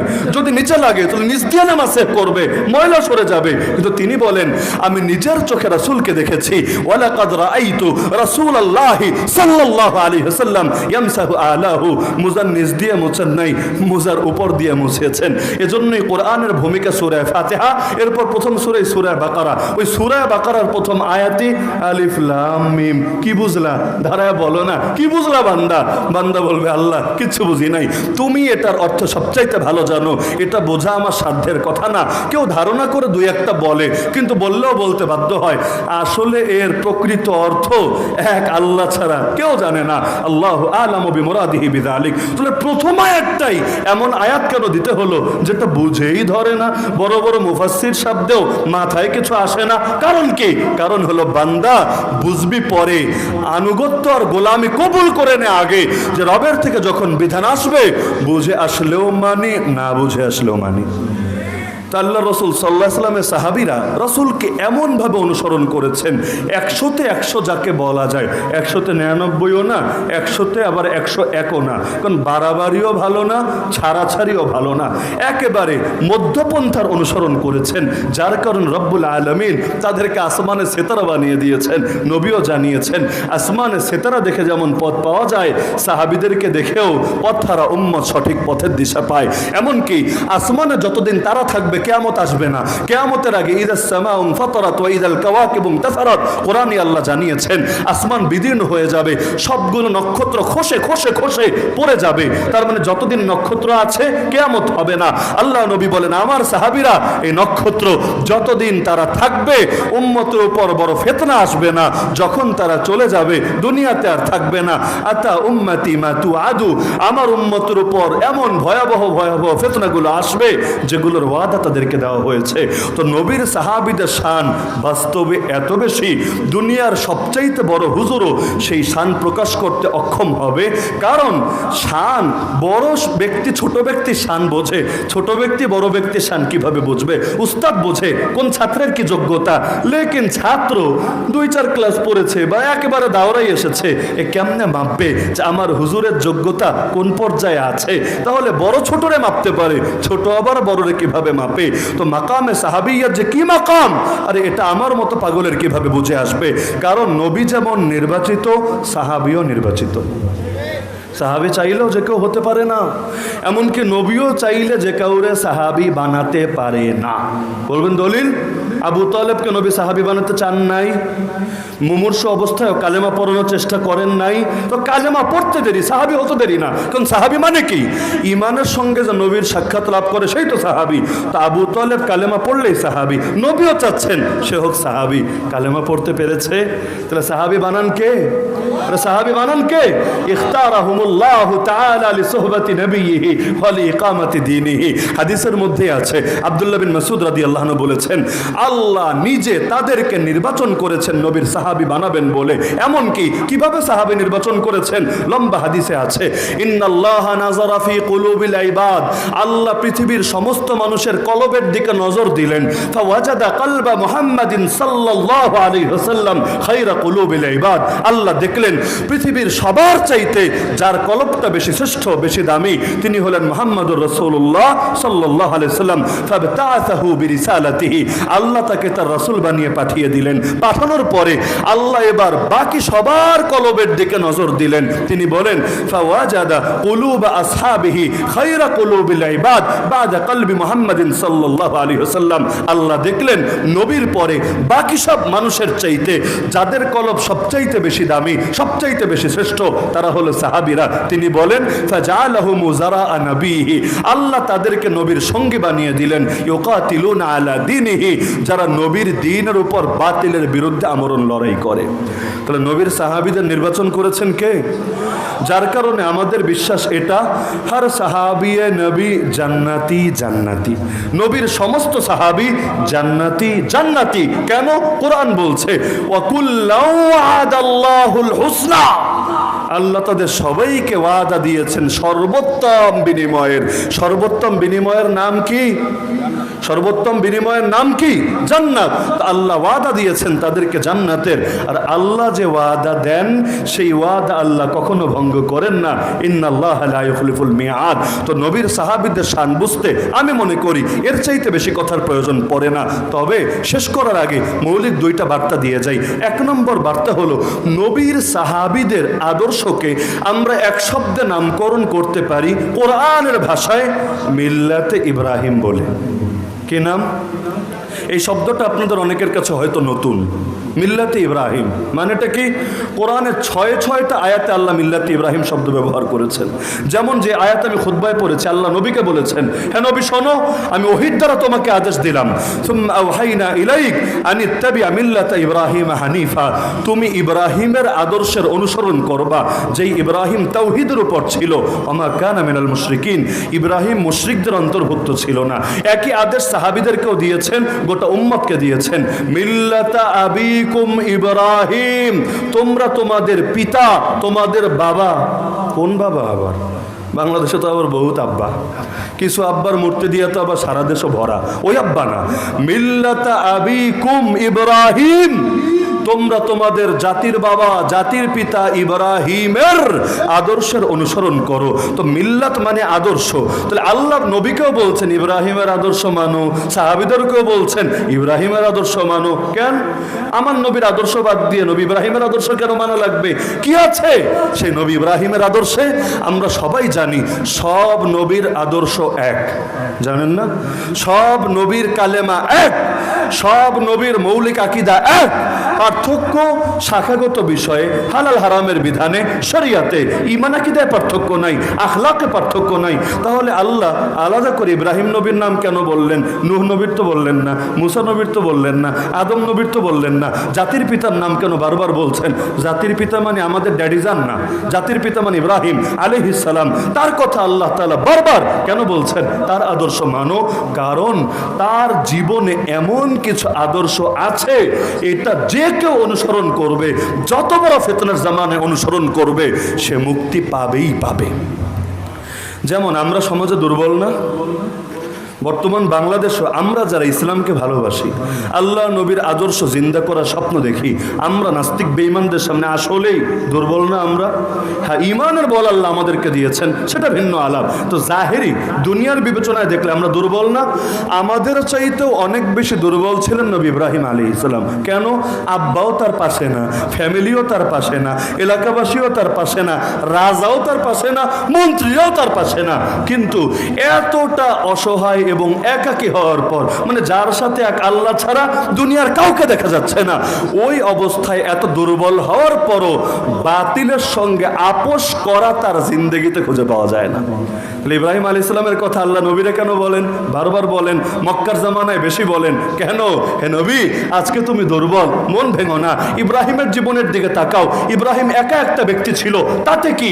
ইন্না ইব্রাহিম কানা উম্মাহ, আমি আল্লাহ সার্টিফিকেট দিলাম, ইব্রাহিম একা এক ব্যক্তি না, ইব্রাহিম একাই একটা জাতি। কারণ হকের উপর যদি একজন থাকে, সেই একজনই একটা জাতি। আর বাতিল দিয়ে যদি গোটা দুনিয়া ভরে যায়, ওরা আল্লাহর নজরে মশা মাছির চাইতেও তুচ্ছ। তাহলে ইব্রাহিম আলাইহিস সালাম যখন একা ছিলেন, দুর্বল ছিলেন, বাতিলের সঙ্গে আপোষ করেছেন, নমরুদের সামনে ধরে নিয়ে গিয়েছে। আমরা হলে বলতাম স্যার, ও স্যার, ও স্যার। মাননীয় মহামান্য নমরুদ মহোদয়, এবারের মতো রহম করেন, করম করেন, জীবনটা ভিক্ষা দান করেন। তিনি নমরুদের সামনে গিয়ে পর্যন্ত বলে, আরে নমরুদ, আমার রবকে জানিস? আমার রব তুই না? রব্বি আল্লাযী ইউহয়ী ওয়া ইউমীত, আমার রব তিনি যিনি জীবন দেন, যিনি মরণ দেন। নমরুদ বলে, ও আচ্ছা, বুঝেছি, তাহলে আমিই তো সেটা, কারণ আমি জীবন দেই, আমি মরণ দেই। আনা ওহী ওয়া উমীত। কিভাবে? জেলখানা থেকে দুজন কয়েদি আনালো, আনানোর পর একজনের বেকসুর খালাস দিল, আর একজনের কল্লা উড়াই দিল। বলল, দেখো, এই যে জীবন দিলাম, এই যে মরণ দিলাম। তিনি বুঝে ফেললেন এই বলদরে এত সহজে বোঝানো যাবে না, কারণ মাথার মধ্যে পুরো গোবর দিয়ে ভরে গেছে। জীবন দেওয়া কারে বলে, মরণ দেওয়া কারে বলে, এটাই তো আর মস্তিষ্কে ধরে না। কারণ জীবন যদি ওই দেয়, তো জেলখানায় ঢুকলো কেমনে? কারণ যার জীবন নাই তারা জেলখানায় আবার ঢোকায় কিভাবে? মনে করেন আমি যদি গোটা দুনিয়াকে চ্যালেঞ্জ দেই, পারলে আমার নাতিরে জেলে ঢোকা দেখি, আমেরিকারও ক্ষমতা নাই, ইসরায়েলের ক্ষমতা নাই, মোদির 14 গোষ্ঠীরও ক্ষমতা নাই, দুনিয়ার কারো ক্ষমতা নাই, আমার নাতিরে জেলে ঢুকাবে। কেন? আমার নাতি দুনিয়াতে আসেই নাই, তার জন্মও হয় নাই, আমার বাচ্চাই ছোট, নাতি আসবে কোত্থেকে? তাহলে যে আসেই নাই, জন্মই হয় নাই, জীবনই প্রাপ্ত হয় নাই, ওরে আবার জেলে ঢুকায় কেমনে? তাহলে যারে আনলো ও তো জেলে ছিল, তাহলে জীবন তুই দিলি কেমনে?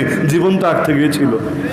কিন্তু কে বোঝাবে পাগল রে? আর ক্ষমতা যাদের হাতে থাকে ওদেরকে সহজে বোঝানো যায় না।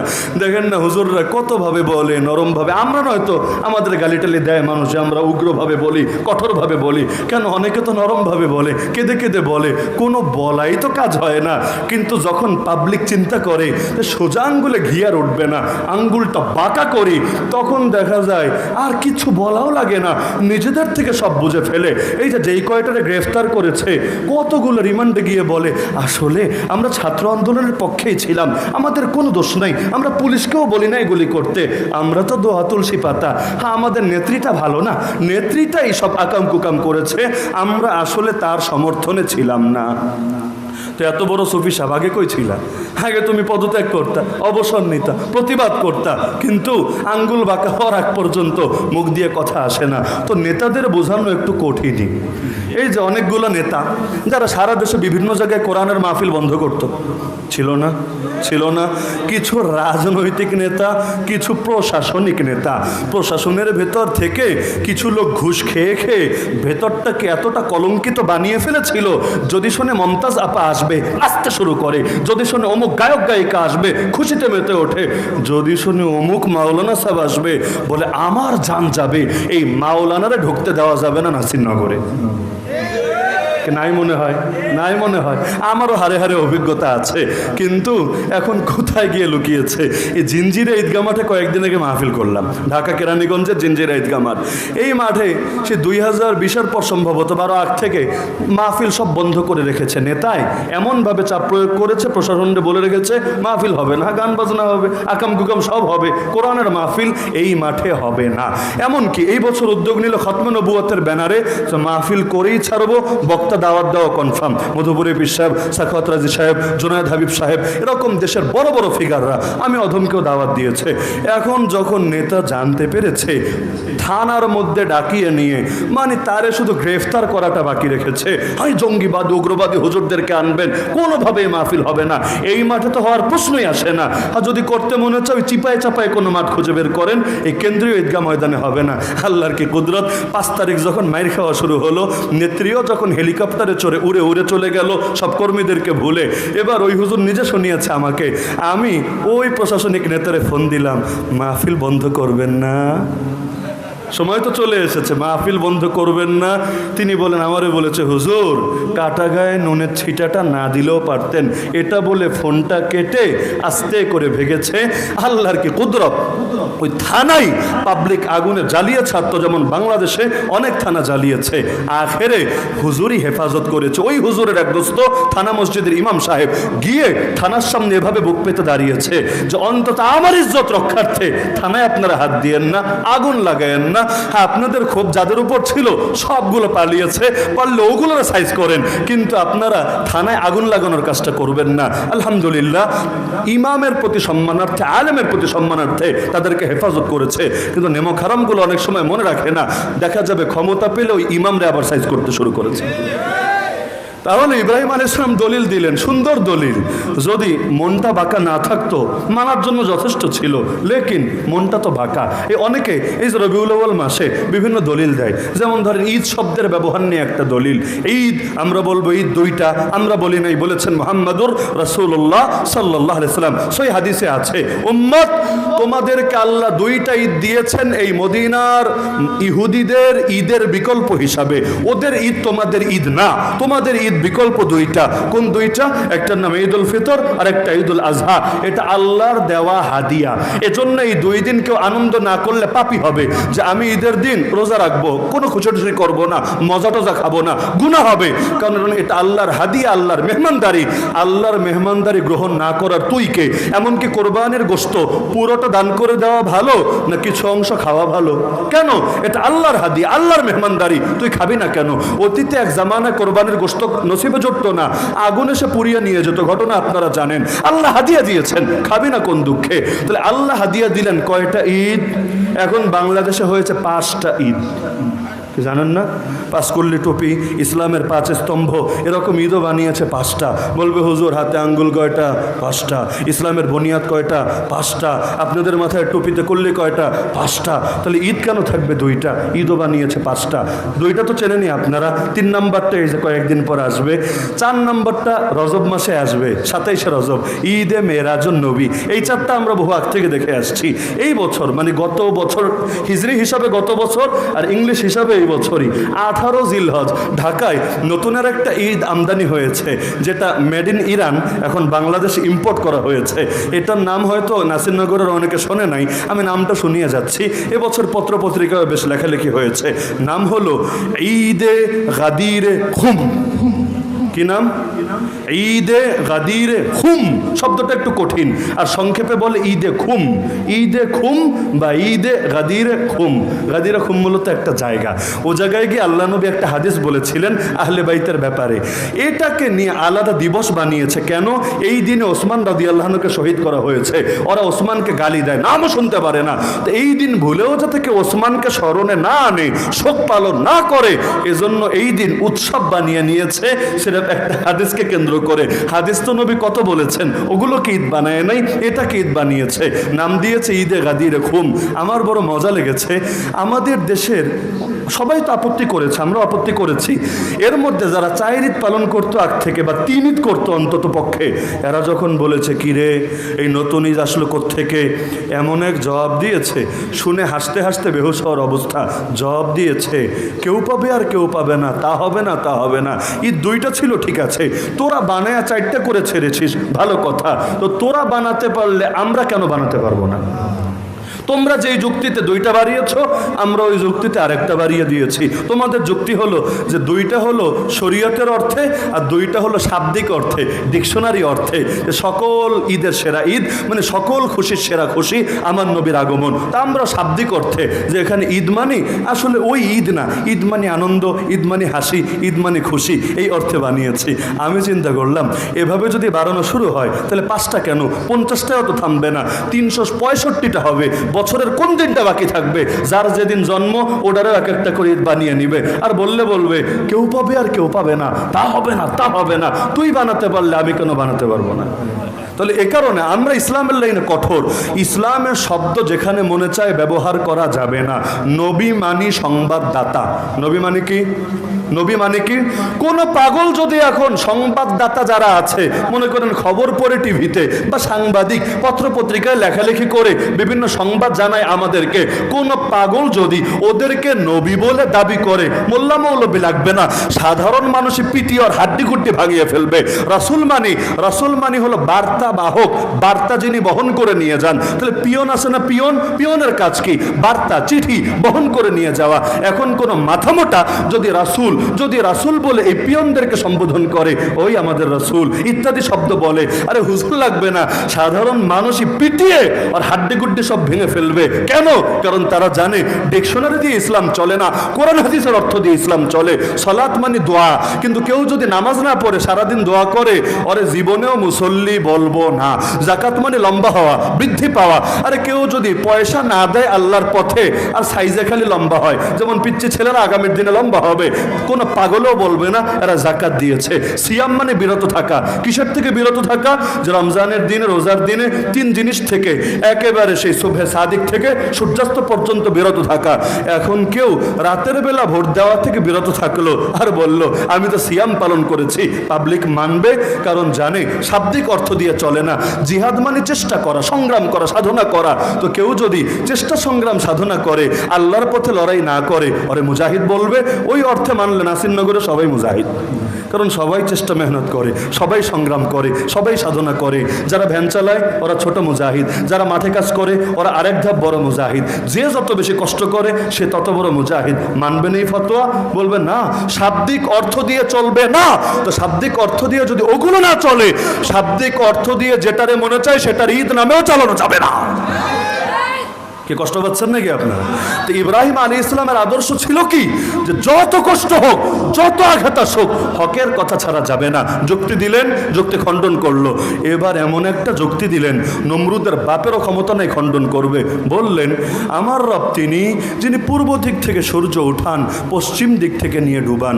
এখন সূর্য তো আর জেলখানার আসামি না। যদি জেলখানার আসামি হতো, সূর্যরে ডেকে এনে এমন মারা মারত, এমন টর্চার করা করতো, যেমনটা আমাদের দেশে ডিমান্ডে করে।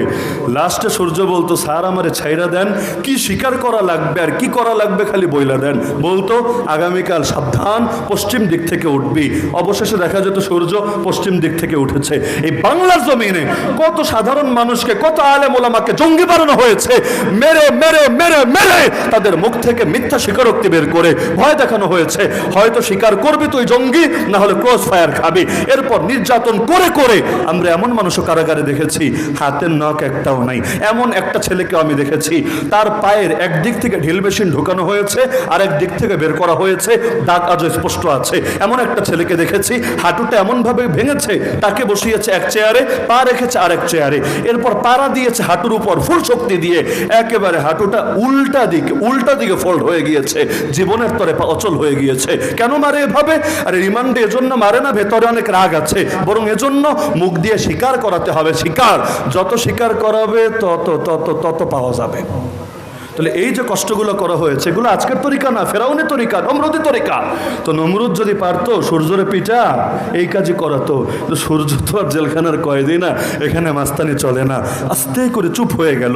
দরকার ছিল না মেনে নেওয়া? দরকার ছিল কি না? আচ্ছা আমাকে বলেন, যত বেদাতি আছে বাংলাদেশ রাখেন, যত বেদাতি আছে ব্রাহ্মণবাড়িয়া রাখেন, যত বেদাতি আছে নাসিরনগরে, দলিল দিয়ে, যুক্তি দিয়ে, তর্ক দিয়ে, প্রমাণ দিয়ে, কোরআন দিয়ে, হাদিস দিয়ে, দিন দিয়ে, শরীয়ত দিয়ে হকপন্থী ওলামায়ে কেরামের সামনে আধা ঘন্টা টিকতে পারবে? আধা ঘন্টা বাদ দেন, 15 মিনিট টিকতে পারবে? এমন এমন দলিল দেয়, সামনে আসা লাগে না, দূর থেকেই খণ্ডন হতে হতে হতে হতে হতে মানে যেই দলিল ওর মাথায়ও আসে নাই ওটা পর্যন্ত হুজুররা উল্লেখ করে খণ্ডন করে দেয় যে এটা তোর মাথায় আসে নাই পাগলা, কিন্তু এই দলিল দিলে ওইটাও ভুল। কেন? ওইটা জবাব হলো এটা, এভাবে বলে দেয় না? আরে বলে দেয় না? তাহলে এই যে দলিলে পারলো না, দরকার ছিল না, ঠিক আছে, তাহলে যেটা দলিলে শক্তিশালী সেটাই মেনে নেব, কারণ ভুল আমারও হতে পারে, ভুল আপনারও হতে পারে। যখন আপনি দলিলে হারলেন আপনাকে তো হক কবুল করতে হবে, এরপরও করলো না, তাহলে ওদের মধ্যে আর ইবলিসের মধ্যে কি পার্থক্য থাকলো? ইবলিস কিন্তু আল্লাহর সামনে যুক্তিতে টিকতে পারে নাই, কারণ আল্লাহ তাআলার আদেশের উপর কোনো ধরনের কোনো যুক্তি চলে না। তবুও ক্ষমা কিন্তু চায় নাই, আল্লাহ মাফ করে দাও, সরি, এবারের মতো ভুল হয়েছে, সামনে আর হবে না, বলে নাই। আল্লাহ একটা চান্স দিয়েছেন, কি বলল? চাইলে ক্ষমা চাইতে পারতো, আর আল্লাহর কাছে ক্ষমা চাইলে আল্লাহ সাধারণত ফিরান না, কিন্তু কি বলল? আল্লাহ আমার এমন ক্ষমতা দেন যে ক্ষমতা আর কাউরে দিবেন না। কি সেটা? মানুষের রগে রগে চলতে পারবো। এ আদমের কারণে আজ ধ্বংস হলাম, আদমের বংশরে ধ্বংস করে ছাড়বো। জিদ কারে বলে? হিংসা কারে বলে? অহংকার কারে বলে? আল্লাহ একটা চান্স দিয়েছিলেন, সেই চান্সটাও কাজে লাগাচ্ছে আর হিংসা দমনের জন্য। সুতরাং যুক্তিবাদ আমরা চলবো কোরআন এবং সুন্নাহ দিয়ে। যেই যুক্তি কোরআন সুন্নাহর সাথে মিলবে গ্রহণ করা হবে, যেটা মিলবে না বাথরুমে ছুঁড়ে ফেলা হবে। শেষ করি একটা পয়েন্ট দিয়ে। ইব্রাহিম আলাইহিস সালাম, নমরুদ কি তাকে কষ্ট দিয়েছে না আরামে রেখেছে? যখন যুক্তিতে পারে নাই তখন আগুন জ্বালিয়ে আগুনে নিক্ষেপ করেছে। আমরা এমন একটা সময় আছি, আমরাও প্রত্যেকে ভয় পাচ্ছি, না জানি কখন কাফের মুশরিকরা ধরে আমাদের দেশটাকেও আস্ত অগ্নিকাণ্ডে পরিণত করে। এই ভয়টা সবাই পাচ্ছে না? সবাই পাচ্ছে না, এমনকি ওরা পর্যন্ত এই ভয়টা দেখাচ্ছে। একবার সেনাবাহিনীকে বলে রেডি থাকো, বাংলাদেশের দিকে নজর রাখো। কেন? বাংলাদেশে কি তবারক বিতরণ হচ্ছে যে তোমার সেনাবাহিনী এসে নিয়ে খাবে? না না, এই হুমকির মানেই তো এটা উস্কানি, এটা যুদ্ধের একটা পরোক্ষ উস্কানি। তাহলে এই যে এভাবে কথা বলছে, ভয় দেওয়ার জন্যই তো বলছে। যদিও ওদের বাপেরও ক্ষমতা নাই এই দেশের মুসলমানদের সাথে পাঞ্জা নেবে। বলবেন এত কনফিডেন্স কিভাবে পান? আরে ভাই, এটাই বাস্তবতা। আমি রাজনীতি করি না, রাজনীতি বুঝিও না, আমি যোদ্ধা না, যুদ্ধের উসুলও বুঝি না, লেকিন আমার ক্ষুদ্র মস্তিষ্কে এটা ভালো মতো ধরে যে ওরা যদি এই দেশের মুসলমানদের সঙ্গে যুদ্ধ বাঁধাতে আসে, আর দুনিয়ার মানচিত্রে ওদের নাম নিশানাও থাকবে না। কিসের জন্যে? কয়েকটা ক্ষুদ্র যুক্তি ধরে আমার ক্ষুদ্র মস্তিষ্কে। এক নম্বর হলো, ওদের দেশে এই পরিমাণ বিদ্রোহী আছে। দেখেন না, সেভেন সিস্টার্সে আগুন জ্বলছে, মণিপুরে আগুন জ্বলছে, কাশ্মীরের অবস্থা সবার জানা আছে। অধিকাংশ রাজ্যে সবাই জিনিসপাতি নিয়ে রেডি আছে, কিন্তু অনেক বড় শক্তিশালী তো পাঙ্গা নিতে পারছে না। চান্স যদি খালি কোনোভাবে পায়, একসঙ্গে দেখবেন 4 দিক থেকে দ্রোহের আগুন জ্বলে উঠেছে। তাহলে ওরা যদি এদিকে নিজেরা বাহিনী পাঠায়, চৌকো সেনাদেরকে পাঠায়, বাকিরা বসে থাকবে না। দেখবেন আজকে এই রাজ্য গেছে, কালকে ওই রাজ্য গেছে, পরশুদিন ওই রাজ্য স্বাধীন হয়েছে, তরশুদিন আরেকটা এসে ওদের ঘাড়ে মটকে দিয়েছে। শুধু নিজেরা না, ওদের সীমান্তে সবাই ওদের দুশ্মন। আমি নাম বলছি না, কষ্ট নেওয়ার কোনো দরকার নেই, কারণ নাম না বললে কষ্ট পাবেন কেন? আর নাম না বলার পরে যদি কষ্ট পাওয়া যায়, বুঝতে হবে আসলেই অপরাধী, না হলে গায়ে লাগলো কোন দুঃখে। ওদের আশপাশে যতগুলো দেশ আছে সবাই ওদের দুশ্মন না? পাকিস্তান দুশ্মন না? চীন দুশ্মন না? এমনকি ছোট্ট একটা নেপাল, যেটাও হিন্দু রাষ্ট্র, এটাও দুশ্মন। শ্রীলঙ্কা, এটারা পর্যন্ত খেপিয়ে ছেড়েছে। মিয়ানমারের বিদ্রোহীরা পর্যন্ত ঢুকে ঢুকে মাইক দেয়। তার মানে সবাই খেপা, খালি আমরা আছি একমাত্র দোস্ত, ছিলাম আর কি, আগামীতে হয়তো থাকবো না, একমাত্র বন্ধু, একমাত্র প্রেমিক, একমাত্র কত কিছু, একমাত্র মহাব্বত। তাহলে এখন মনে করেন আমাদের সঙ্গে লাগতে আসলো, ভালো কথা, একদিক দিয়ে ঢুকবে আমাদের সাথে, ওর দুশ্মনরা বসে বসে আঙ্গুল চষবে, ওরা ভাববে চান্স একটা পাওয়া গিয়েছে। কারণ মানুষ একসাথে সব দিকে খেলতে পারে না, একদিকে ব্যস্ত থাকলে আরেকদিকে নজর দিতে পারে না। ওরা আসবে আমাদের খেতে, ওদের দুশ্মনরা ধরে ওদের গোশত মজা করে খেয়ে ছাড়বে। বিশ্বাস হয় না? বাস্তবে কথা। তার চাইতে বড় কথা, এখন তো আমাদের দেশে এমন ব্যক্তি দেশ পরিচালনা করছে যার সাথে আমেরিকা না, পুরো পশ্চিমা বিশ্বেরও গুড কানেকশন, খুব ভালো সম্পর্ক আছে। তো তারে এসে হামলা চালাবে আর আমেরিকা বাবাজিও বসে বসে আঙ্গুল চষবে, এটাও তো হওয়ার কথা না। সেখান থেকেও যে চাপে পড়বে এটাও তো বুঝে আসে। সব রাখেন, এই দেশের মুসলমান তো কাফনের কাপড় পরে শাহাদাতের জন্য অল টাইম রেডি থাকে। কার মোকাবেলা করবে? দেখতে কম তাতে কি, অতীতেও তো কম ছিলাম, কই উন্নত অস্ত্রশস্ত্র নিয়েও তো কুলাতে পারে নাই। আরে যারা বড় হয়েছে গরুর মুখ খেয়ে খেয়ে, ওরা গরুর দুধ খাওয়ানেওয়ালাদের সঙ্গে পাঙ্গা নেবে কিভাবে? কাদেরকে ভয় দেখাবে? কাদেরকে? ব্রাহ্মণবাড়িয়ার মুসলমানদেরকে? আরে আর কিছু লাগবে না, হাতে যদি খালি টেড়া থাকে, টেড়া, এই টেড়া দিয়েই তো ওদের জীবনের সব অহংকারের বেলুন ফুটো করে ছাড়বে। বাস্তবেই যে ময়দানে নামে মরার জন্য পৃথিবীর কোনো অস্ত্র তাকে দমিয়ে রাখতে পারে না। আমাদের শিক্ষার্থীদের হাতে কি ছিল? রাইফেল, বন্দুক, ক্লাশিনকভ, রিভলভার, কিছু না, ছিল এটা খালি হাত। তাতে কি, বুক ভরা হিম্মত আছে আলহামদুলিল্লাহ, মারবি মার, কষ্ট করে মারা লাগবে না, বুক পেতে দিলাম, কত গুলি আছে মার, কয়জনকে ধরবি ধর, তোদের জেলখানায় কত জায়গা আছে দেখা যাবে। মারতে মারতে মারতে লাস্টে বলে, ম্যাডাম ও ম্যাডাম ও ম্যাডাম, গুলি তো শেষ হয়ে এসেছে, এখন কি করার আছে, এখন এসে যে ধরবে মোকাবেলা কিভাবে করা হবে। তাহলে যেই জাতি মরতে জানে, ওই জাতিকে পৃথিবীর কোনো শক্তি দিয়ে দমাতে জানে, তাও যদি মায়েরাও ফেলে, সমস্যার কি আছে? রক্ত দেওয়ার ইতিহাস তো আমাদের গোটা ইতিহাসের সঙ্গেই লেগে আছে। দুনিয়াতে এমন নবীও যদি থাকতে পারে যার মাথায় করাত রেখে শরীর 2 টুকরা করে ফেলা হয়েছে, আমি কি আর আপনি কি? আমরাও তো শহীদ হওয়ার জন্য অল টাইম রেডি আছি ইনশাআল্লাহ। তাহলে ওদের ভয়ে কি হক ছাড়া আমাদের জন্য উচিত হবে? বলেন না, হক ছাড়া উচিত হবে? বর্তমানে মানুষ এমন ভয় ভাব পাওয়া পাচ্ছে, ঈমান, আকীদা, ফিক, ফতোয়া, দিন শরীয়ত এগুলোর পর্যন্ত জলাঞ্জলি দিচ্ছে। কিভাবে? একটা খালি দৃষ্টান্ত দিই, বেশি লাগবে না। সামনে পূজা না, দুর্গা পূজা। আমরা চিরকাল স্বাধীনতার পর থেকে আজ পর্যন্ত আমরা, আমাদের উস্তাদরা, আমাদের দাদা উস্তাদরা, আমাদের পীররা, আমাদের দাদা পীররা, কেউ জীবনে আমাদের কুশকানি দেয় নাই যে তোমরা পূজার মধ্যে গিয়ে গন্ডগোল লাগাও। দিয়েছে? আরে দিয়েছে। এমন কি কেউ এমন কাজ যদি করার কথা কল্পনায় এনেছে, তারা সবাই মিলে থামিয়েছে, খবরদার। হ্যাঁ বলবেন, টুকটাক হামলা টামলা যে হয়েছে, ওগুলো যে আমরা করি নাই, বরং কারা করেছে, যেদিন প্রকৃত তদন্ত হবে ওদিন ভালো মতো বের হয়ে আসবে। এবার এই যে দেশ নতুনভাবে স্বাধীন হওয়ার পর দেখেন নাই অনেকজন ধরা খেয়েছে, যাদের নামের শেষে ওদের মতোই ডিগ্রি আছে। আমি নাম মুখে আনতে যাচ্ছি না, আমাদের মুসলমানদের মতো নাম না, ওদের মতো নাম, এরাই ধরা খেয়েছে। কেন? কেউ 10 লাখ টাকার কন্ট্রাক্ট, 5 লাখ টাকার কন্ট্রাক্ট, আগুন লাগাবে। কেন রে? নিজের খোদারে কেউ মারে, নিজের খোদারে কেউ পোড়ায়, এটা কেমন কথা? বলে না, এটা তো হলো অন্য জায়গায় খেলা। একদিনে যদি 40টা 50টা জায়গায় এভাবে আগুন লাগাতে পারে, পরের দিন বাহিনী ঢোকানোর রাস্তা সহজ হবে, যে এই দেশে আমাদের ভাইয়ারা নিরাপদ না, সংখ্যালঘুরা নিরাপদ না, চল আমাদের ভাইদেরকে বাঁচাই, জঙ্গিগুলোর দমন করে আসি। এজন্য দেখবেন এই যে পানি ছেড়ে দিয়েছে না বাদ দিয়ে, কি জানেন না? বাদ দিয়ে পানি ছেড়ে ডুবিয়ে মারে নাই অনেককে? কারে মেরেছে? খালি মুসলমানদেরকে। একটু সরেজমিনে যান, ত্রাণ দিতেই যান না, গিয়ে দেখেন ফেনীর যে এলাকাগুলো ডুবেছে, লক্ষ্মীপুরের যে এলাকাগুলো ডুবেছে, নোয়াখালী কুমিল্লার যে এলাকাগুলো ডুবেছে, ওখানে খালি মুসলমান থাকে না, ওখানে ওদের ধর্মের লোক কয়েক লাখ আছে। তো পানি যখন ছেড়েছে ওরা মরে নাই, পানি যখন ছেড়েছে ওদের ঘর ডুবে নাই, পানি যখন ছেড়েছে ওদের উপাসনালয় থেকে ওদের মূর্তি ভেসে ভেসে যায় নাই, তো ওরা যে ছাড়লো পানি, ওদের বিরুদ্ধে আন্দোলন করলো না কেন? শাহবাগে গণজমায়েত করলো না কেন? ওদেরকে দাঁত ভাঙা জবাব দেওয়ার সাহস দেখালো না কেন? দেখাবে না, কারণ ভাসুরের নাম নাকি মুখে আনতে নেই। আমরা সারা রাত বসে বসে পাহারা দেব, সকালে আমাদের বিরুদ্ধে মিছিল করবে, আর ওরা যে পানি দিয়া সব চুপায় মারছে, মিছিল করা দূরের কথা, নামটা পর্যন্ত মুখে আনে না, উল্টো আমাদেরকেই গালিগালাজ করতে থাকে। এমনকি এই যে বন্যার মধ্যে সবচাইতে বেশি সাহায্য করেছে কারা জানেন? নাস্তিকরা, বেঈমানরা, অন্যান্য ধর্মের লোকেরা। কারা সবচাইতে বেশি সাহায্য করেছে? আলেম ওলামার, দিন দরদি জনতা।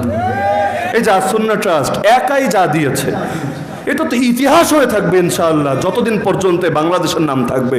এত কিছু দেওয়ার পরও পত্র পত্রিকা চিপায় চাপেও দেখবেন এগুলো খুঁজে পাবেন না। সব খালি দাদাবাবু কত দিয়েছে, দাদাবাবুর আব্বা কত দিয়েছে, তার চাচা কত দিয়েছে, খালি ওগুলোর নাম 5 পয়সা দিলে ওটা উঠে আসবে, আমাদের কিছু উঠে আসবে না। আমরা 10 লাখ নিয়ে যদি মাহফিল করি, এটা আলোচনায় আসবে না। ওরা 10 জন নিয়ে যদি শাহবাগ শরীফের মধ্যে দাঁড়িয়ে 2টা কথা বলে, এটা দেখবেন পত্রিকায় এত বড় করে উঠে আসবে। আমরা সারা জীবন বলছি এই দেশের মানুষ মুসলমান, আমরা সব ক্ষেত্রে ইসলাম চাই, জীবনে পত্রিকায় ছাপে না। আর কোথাকার কে নাকি বলেছে ধর্মকে রাজনৈতিকভাবে টানা যাবে না, ব্যবহার করা যাবে না, এটা নিয়ে সব পত্রিকার মাথা গরম হয়ে গেছে। আজকে সারা দেশে সব মিডিয়া গরম। শাহপরান মাজারে হামলা হয়েছে, আরে অদ্ভুত, কে হামলা করেছে, কার উপর হামলা করেছে, এগুলো বলবে না। এগুলো বললে ব্যবসা আর থাকবে না। বাস্তবতা হলো আলেম আর তালেবুল ইলমরা পাহারা দিয়েছে, স্বেচ্ছাশ্রম। কেন? যাতে করে কেউ এসে হামলা করে দায় না চাপাতে পারে আলেম ওলামার কাঁধে, আর সুযোগ না দিতে পারে দাদা বাবুদেরকে। ভালো একটা নিয়তে পাহারাদারি করেছে। এদের উপর একদল ভণ্ড মাথায় লাল কাপড় পেঁচিয়ে, যাদেরকে দেখলে সকলে চিনতে পারবে, আমার পকেটে মোবাইলের মধ্যে ফুটেজও আছে, চেহারা সবগুলোর বের করা সম্ভব এখান থেকে।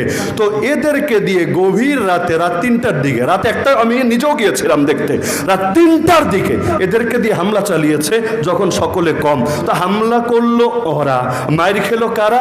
আমাদের ভাইয়েরা, আমাদের হুজুররা, আমাদের শাগরেদরা। পত্রিকায় রিপোর্ট করা দরকার ছিল যে ভণ্ডরা হামলা করেছে আলেম ওলামার উপর, আলেমরা মাইর খেয়েছে। প্রথম আঘাতটাই হরিপুরের এক ছেলে চোখে এসে লেগেছে, চোখে প্রথম আঘাতটাই চোখে। আরো কতজন কতভাবে আহত হয়েছে। এত মাইর খাওয়ার পরও মাজারের কিছু হতে দেয় নাই। দেখবেন কোনো ছবি দেখাতে পারবে না যে মাজারের কোনো ক্ষতি হয়েছে, মাজারে কোনো আঘাত পেয়েছে। বরং এত কম মানুষ হওয়ার পরও নিজেরা আঘাত সয়ে নিয়েও মাজারকে নিরাপদ রেখেছে। কিন্তু বলা দরকার ছিল ভণ্ডেরা হামলা করেছে আলেম ওলামার উপরে। লিখছে শাহপরান মাজারে হামলা হয়েছে, নাস্তিকদের ল্যাঞ্জায় আগুন ধরেছে বলে এই দেশ থেকে হুজুরদেরকে বিদায় করতে হবে। যাবেনটা কই? মাইরও খাবেন, গালিও খাবেন। আমেরিকা এসে যুদ্ধ লাগালো আফগানিস্তানে, আফগানিস্তান গিয়ে তার আমেরিকায় যুদ্ধ লাগায়নি, আমেরিকা এসে যুদ্ধ লাগালো আফগানিস্তানে। আচ্ছা, এখন মারতে এসেছে, কি করবে? চুপচাপ মাইর খাবে? এটা তো কুত্তাও খায় না, এটা তো পিঁপড়াও খায় না। প্রতিটা প্রাণী, জন্তু জানোয়ার পর্যন্ত মরার আগে চূড়ান্ত একটা প্রতিরোধ গড়ার চেষ্টা করে। তো মারতে এসেছে, চুপচাপ মরবে? মরে নাই, প্রতিরোধ গড়ে তুলেছে। বলা দরকার ছিল তারা মুক্তিযোদ্ধা, বলা দরকার ছিল না? কারণ তার দেশ ধ্বংস করতে এসেছে, তার স্বাধীনতা কেড়ে নিতে এসেছে, সে প্রতিরোধ করেছে। তারে মুক্তিযোদ্ধা বলবে না তো কারে বলবে? কিন্তু কি বলেছে? জঙ্গি।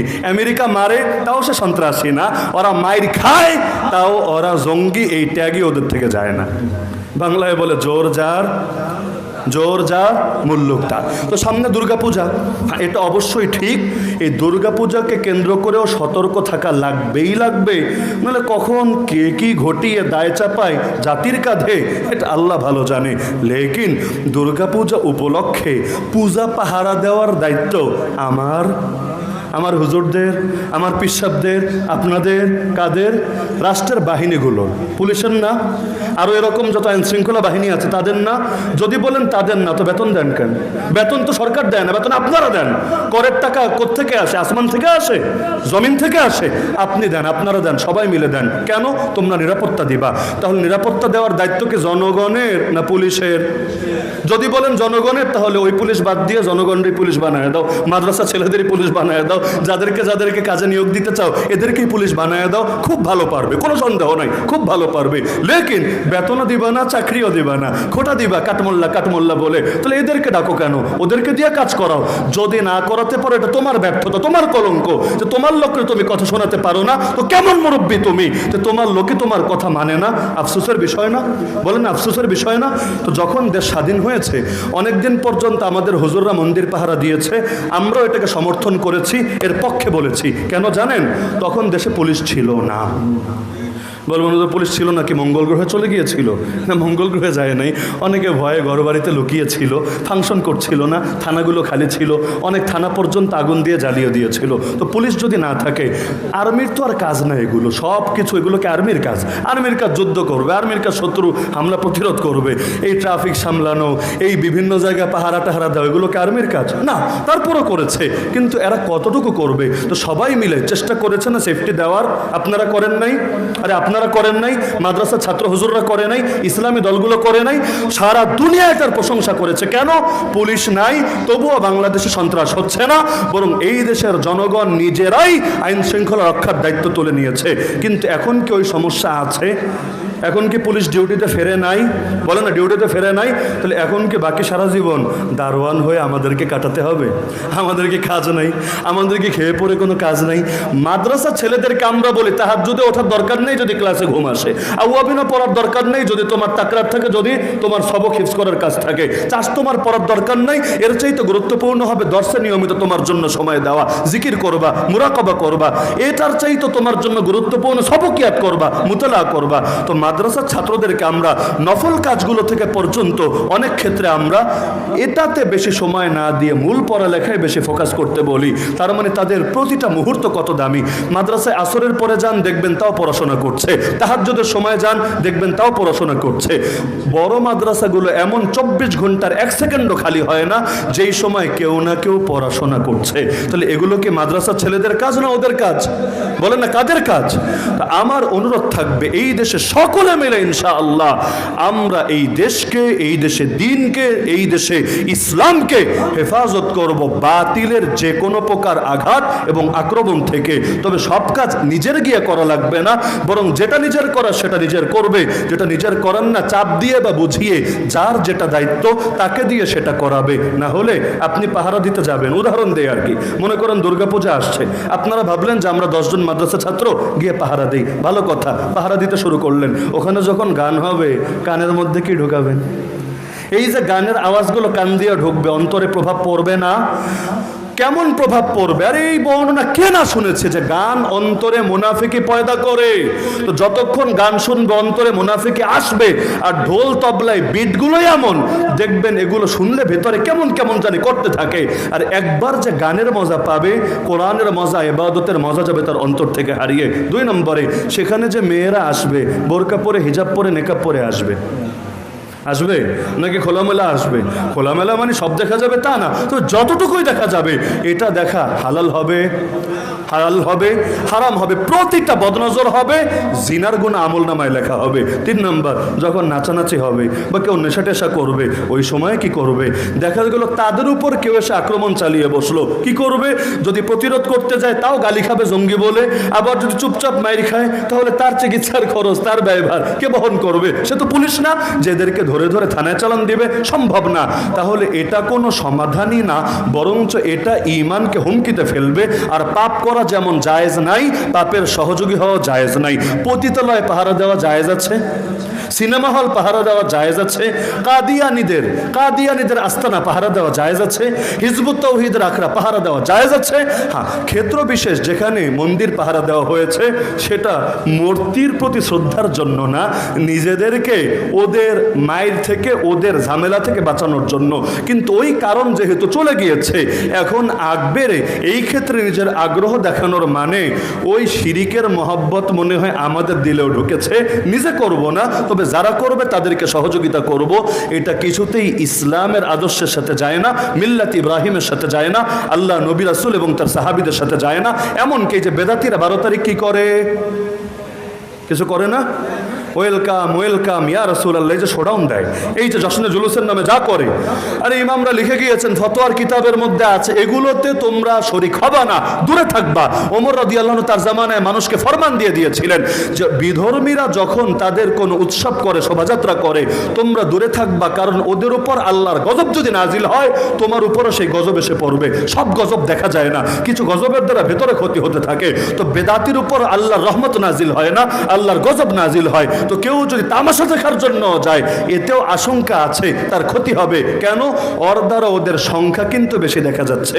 বেদাতি বক্তা আসলো, তামাশা দেখতে গেল, কমেডি দেখতে গেল, কিন্তু এই যে সংখ্যাটা বাড়লো এর দ্বারাও তো ওদের দল ভারী করলো। মান ওয়াক্কারা সাহিবা বিদা ফাকাদ আনা আলা হাদমিল ইসলাম, যে কোনো বেদাতির সম্মান দিল, ইসলামের ধ্বংসে সাহায্য করলো। এজন্য বড় পীর নাম কি? মহিউসুন্নাহ আল্লামা আব্দুল কাদের জিলানী রাহমাতুল্লাহ আলাইহি, তিনি বলেছেন বেদাতিরে সালামও দিবানা, খবরদার।